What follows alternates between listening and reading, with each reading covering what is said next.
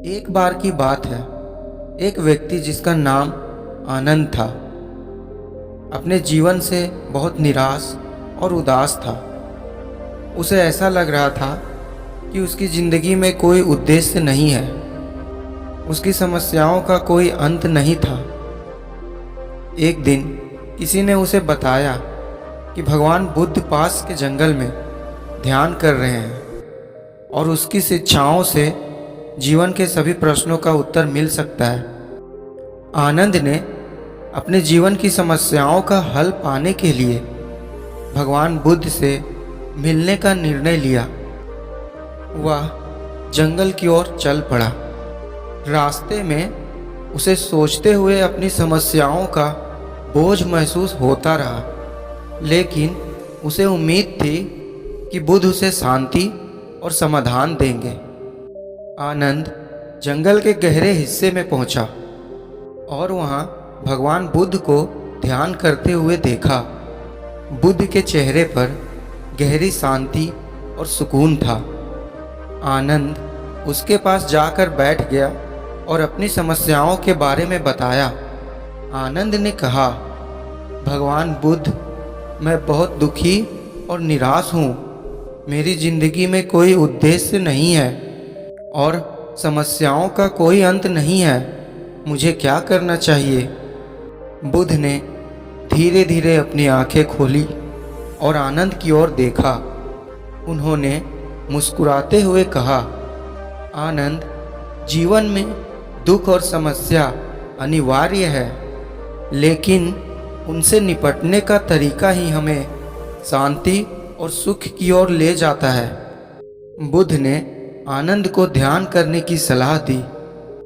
उन्होंने कहा, ध्यान के माध्यम से तुम अपने मन की शांति पा सकते हो। ध्यान करो और अपने भीतर की आवाज़ सुनो, यह तुम्हें सही दिशा दिखाएगी।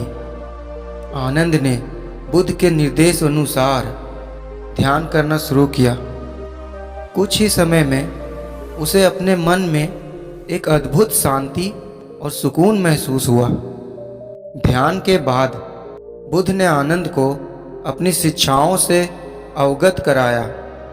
उन्होंने कहा, जीवन में दुख के 4 महान सत्य होते हैं: दुख का अस्तित्व, दुख का कारण, दुख का अंत और दुख के अंत का मार्ग।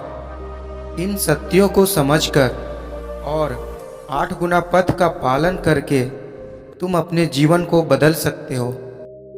बुद्ध ने 8 गुना पथ की व्याख्या की: सम्यक दृष्टि, सम्यक संकल्प, सम्यक वाणी, सम्यक कर्म, सम्यक आजीविका, सम्यक प्रयास, सम्यक स्मृति और सम्यक ध्यान। इन मार्गों का पालन करने से तुम्हें अपने जीवन में सही दिशा मिलेगी। आनंद ने बुद्ध की शिक्षाओं को सुना और उन्हें अपने जीवन में अपनाने का संकल्प लिया।